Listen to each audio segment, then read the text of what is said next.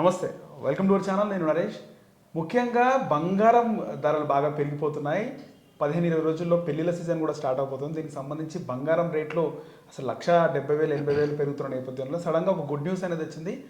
1,50,000కు gold rate తగ్గినట్టుగా తెలుస్తుంది. దాదాపు 15,000 gold తగ్గింది.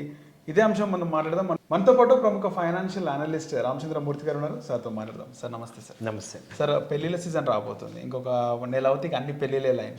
ఈ నేపథ్యంలో గోల్డ్ రేట్ అనేది తగ్గింది అనేది చాలామంది హ్యాపీగా ఫీల్ అవుతున్న అంశం. ఏమంటారు సార్? అవునండి, యాక్చువల్గా గోల్డ్ నిన్నటి వరకు కూడా దాదాపు 1,80,000 ఉన్న గోల్డ్ ఇవాళ 1,50,000కి వచ్చింది. దాదాపు 30,000 దాకా తగ్గింది. సో ఇదొక రియల్గా మంచి పాజిటివ్ పాయింట్. ఎప్పటి నుంచో ఎక్స్పెక్ట్ చేసిన కరెక్షన్ అనేది వచ్చింది.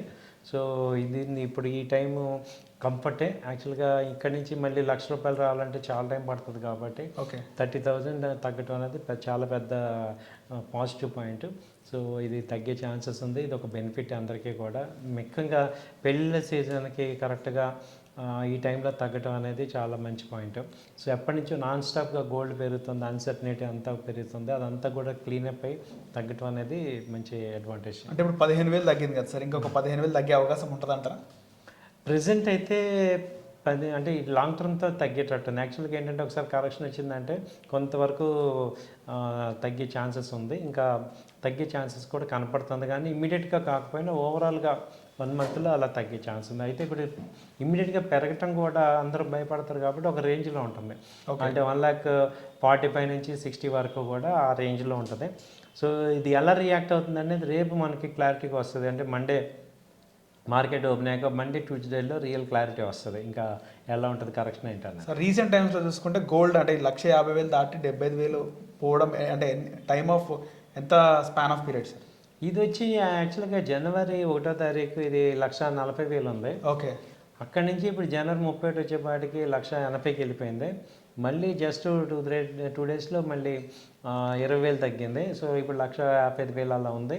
అంటే ఒక నెల రోజులు కంటిన్యూగా అప్ ట్రెండ్లోకి వెళ్ళిపోయింది. ఇంకా చెప్పాలంటే లాస్ట్ 3-4 మంత్స్ నుంచి కూడా బాగా ర్యాలీ ఉంది. అలాంటిది ఇది ఫస్ట్ టైం పెద్ద కరెక్షన్ రావటం అనేది. ఓకే. నార్మల్గా గోల్డ్ ఒకసారి పెరిగితే తగ్గదు కదా సార్, తగ్గే అవకాశం ఉండదని అందరూ మాట్లాడుతూ ఉంటారు. అయితే ఇదేంటంటే ఒరిజినల్ డిమాండ్తో పెరగలేదు, ఇది అన్సర్టనిటీ వల్ల పెరిగింది. ఇంటర్నేషనల్గా అన్సర్టనిటీ అన్ని ఇష్యూస్ ఉండటం వల్ల పెరిగింది. వన్స్ అదేమవుతుందంటే అన్సర్టనిటీ క్లియర్ అయ్యాక ఆటోమేటిక్గా గోల్డ్ తగ్గింది. అలాగే ఇప్పుడు డాలర్ పెరగటం అనేది ఈ గోల్డ్ మీద ప్రాఫిట్ బుకింగ్ చేసి డాలర్కి వచ్చారు. అలాగే ఇప్పుడు ఎఫ్ఐఎస్ కూడా అందరూ కూడా ఏమైందంటే ఇప్పుడు గోల్డ్ బాగా పెరుగుతుంది కాబట్టి మొత్తం అందరూ దాని మీద వచ్చి ప్రాఫిట్ బుకింగ్ చేసుకుని రివర్స్కి వచ్చారు. కాబట్టి కొంత కరెక్షన్ అనేది ఎక్స్పెక్ట్ చేస్తారు. డాలర్ పెరిగితే గోల్డ్ కూడా తగ్గే అవకాశం ఉంటుంది సార్ అట్లా? అవునండి, డాలర్కి గోల్డ్కి ఇన్వర్స్ రిలేషన్ అనమాట. గోల్డ్ పెరిగితే డాలర్ తగ్గుతుంది, డాలర్ పెరిగితే గోల్డ్ తగ్గుతుంది అనమాట. ఓకే. సో అందుకని ఇప్పుడు ఇంటర్నేషనల్గా ఏంటి మొన్నటిదాకా డాలర్ ఇండెక్స్ అంతా బాగా తగ్గింది, డాలర్ వాల్యూ తగ్గింది ఇంటర్నేషనల్. ఇప్పుడు ఏమైందంటే ఇక్కడ central bank US central bank వడ్డీ రేట్లు తగ్గించడం, ఈ పోవెల్ని తీసేస్తాను ఇంకోళ్ళు పెడతానని ట్రంప్ గారు అంటంతో డాలర్కి స్ట్రెంగ్త్ వచ్చింది. దాంతో గోల్డ్ రేటు సడన్గా ఫాల్ వచ్చింది. డాలర్ రేట్ ఇప్పుడు 100 దాటింది కదా సార్, ఇంకెంత పెరిగే అవకాశం ఉందా లేకపోతే ఇలాగే కొనసాగుతుంది? అంటే డాలర్ మన ఇండియన్ డాలర్ కాదు, డాలర్ విత్ అదర్ కరెన్సీస్. అదే సార్, అదే యుఎస్ డాలర్ రేట్ ఇంకా పెరిగే అవకాశం ఉందా అని అంటున్నాను సార్. అవునండి, డాలర్ రేటు పెరిగే అవకాశం ఉంది. అంటే ఇండియన్ రూపీ స్ట్రాంగ్ అవుతుంది, సో డాలర్ కూడా పెరిగే అవకాశం ఉంది ఇంకా. సో కొంచెం అది డాలర్ ఇండెక్స్ అంటే యూఎస్లో స్ట్రాంగ్ అవుతుంది, కొంత కరెక్షన్ అయితే ప్రాఫిట్ బుకింగ్ అవుతుంది. అలాగే మీకు అన్నట్టు వెండి కూడా బాగా తగ్గింది, 98,000 తగ్గింది ఒక్క రోజులో పెద్ద కరెక్షన్ అది. సో 4,20,000 నుంచి వాళ్ళ 3,10,000కి వచ్చింది. ఇది ఒక పెద్ద కరెక్షన్. సో ఇది కూడా ఒక అడ్వాంటేజ్ తీసుకోవచ్చు.